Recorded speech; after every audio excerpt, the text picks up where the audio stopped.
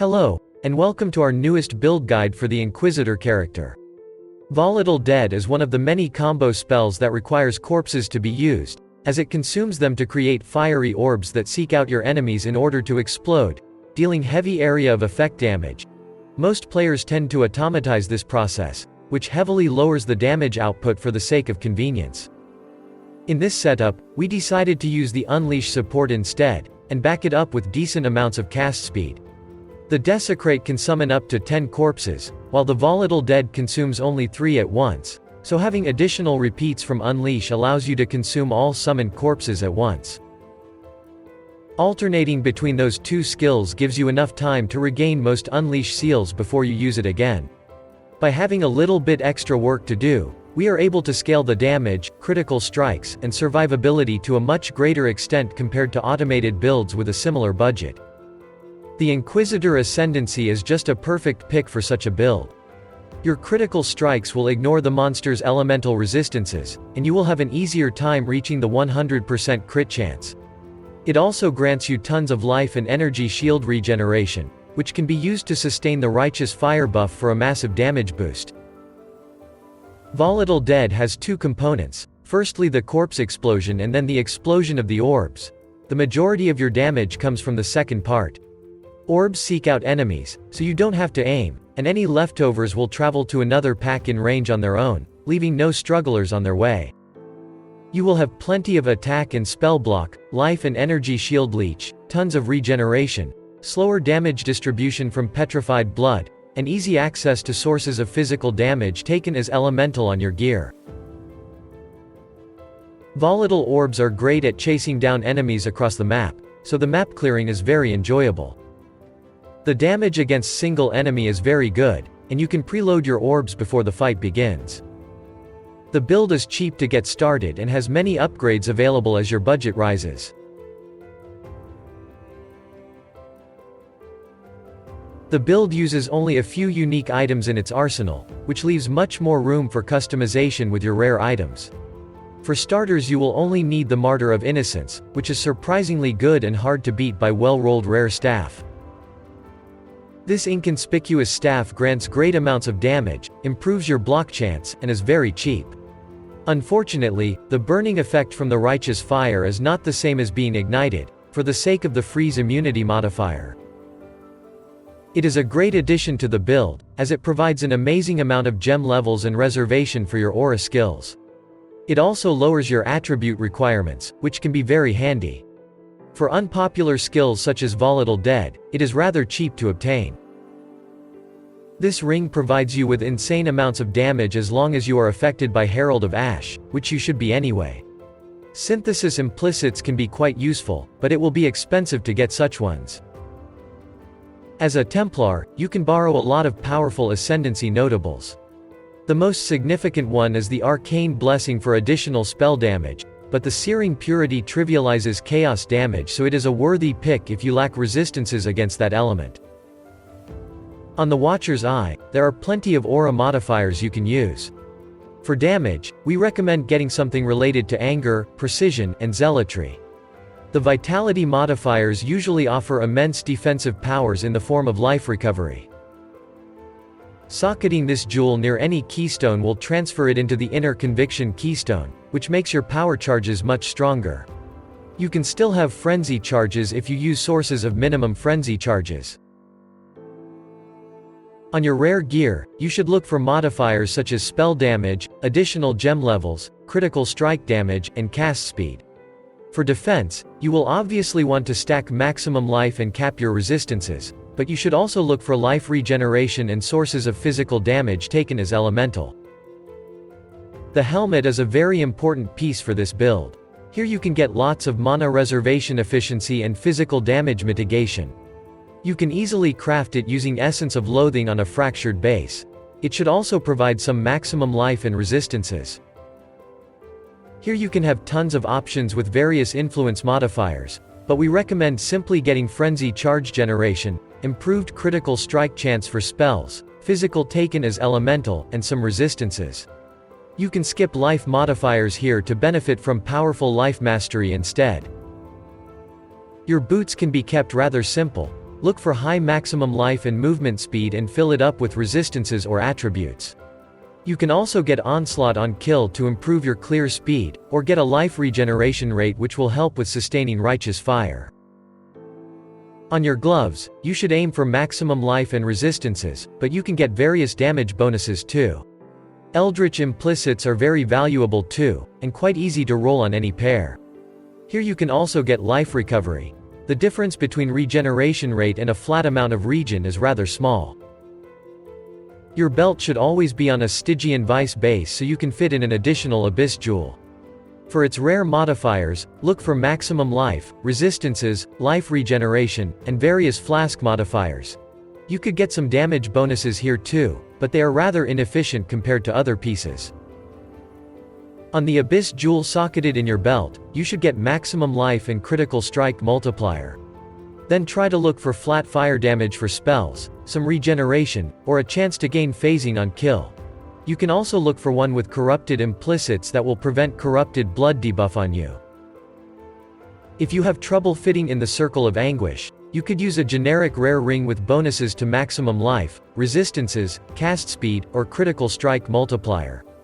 It can also increase your fire damage a bit, reduce mana costs, or grant you minimum frenzy or endurance charges.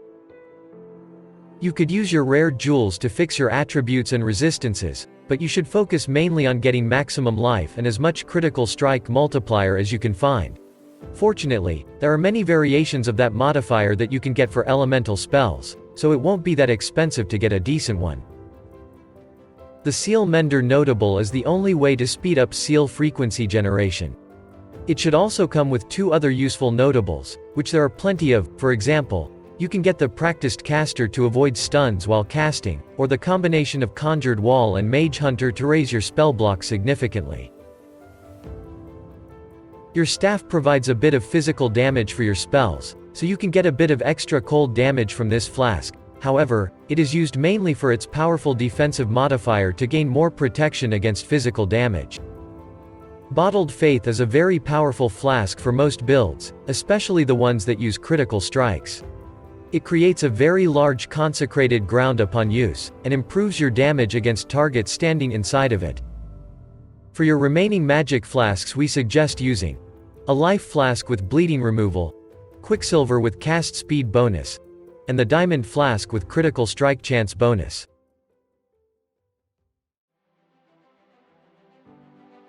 Volatile Dead is your main damaging spell. It consumes corpses to summon fiery orbs that seek out enemies to explode into. Use the divergent quality to increase the movement speed of the orbs a bit. The Unleash playstyle works best on dense maps where you have lots of corpses to use. You can experiment with the spell Echo and spell Cascade to find what suits you the most. The area of effect scaling is barely noticeable, so you can use the concentrated effect support with seemingly no downside. This aura grants you plenty of spell damage and critical strike chance for spells. It also has a small chance to create consecrated ground when you land critical strike. Petrified Blood splits incoming damage into damage over time effect, which makes it easier to survive. It also grants you low life status which you can use to improve damage via Pain Attunement Keystone. The Anger aura adds a high amount of flat fire damage to your spells. The Watcher's Eye modifiers for this aura are particularly strong and rather unpopular, which makes this aura even more appealing. Herald of Ash grants a lot of fire spell damage and causes small visual explosions when you kill the enemy. This Herald becomes significantly more powerful once you equip your unique rings. You can use your staff as a 5-link for your aura setup. Linking auras with the Enlightened support lowers their mana reservation. Vitality provides you with a high amount of life regeneration. It reserves a flat amount of mana depending on its level. Your Ascendancy grants you plenty of regen, but this aura might be required to sustain the Righteous Fire. Clarity is very similar to the previous aura, but it grants mana regeneration instead.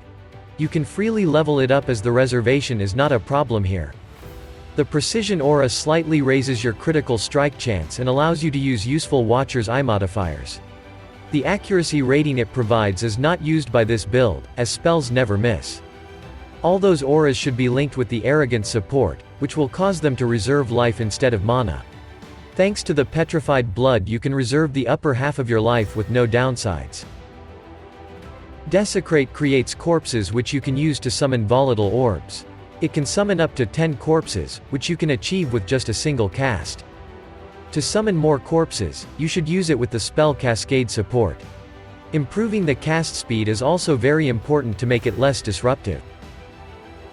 Righteous Fire applies a burning effect to you and greatly increases your spell damage. Inquisitor Ascendancy makes it much easier to sustain, but it will probably consume all your energy shield anyway, so use it only if you need extra damage. Assassin's Mark is your main curse spell to use. It increases your critical strike chances and damage against a single enemy and gives you a chance to generate a power charge when you hit the marked enemy. Flame Dash is a very potent mobility spell. It teleports you in a short distance and can store 3 uses. You can also use the Frostblink spell instead, which tends to be better when you need to instantly dodge incoming attacks. Molten Shell is a guard spell that grants you a bit of armor rating and forms a protective barrier during its duration. You can also use the Steelskin, which will disable bleeds upon use, but usually provides a lower amount of barrier. Frost Shield creates an icy bubble that drains a small amount of your energy shield to power up.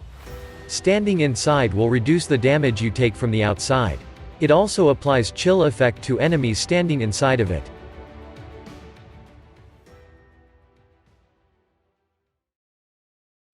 In the second act of the campaign, you should kill all the bandit lords, and be rewarded with 2 bonus passive tree skill points by Aramir.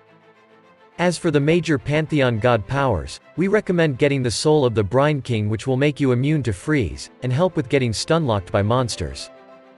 The minor Pantheon power is more flexible, but the Soul of Ralakesh or the Soul of Shikari are preferred, as they help with damage over time effects. It is a very easy and enjoyable build to level up with as a generic fire spellcaster. Using spell combos like this one is less enjoyable without high amounts of cast speed, so we suggest using spells such as Rolling Magma at first. You can start scaling critical strikes fairly early, especially if you have access to leveling uniques. The passive tree grants you a bit of everything. You will have plenty of maximum life, tons of critical strike scaling, bonuses to spell and elemental damage, aura and mana reservation nodes, and a bit of cast speed. The only thing that it's lacking is the Unleash Seal gain frequency, which you can acquire only with cluster jewels. This build does not stack attributes, but try to keep your strength and intelligence on similar levels. You gain a bonus critical strike for the lowest of those 2, and it can add up really quickly.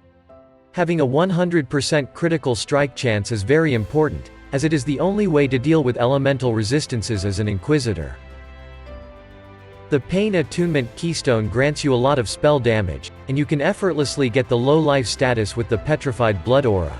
On the other hand, the Glancing Blows Keystone is focusing on defense.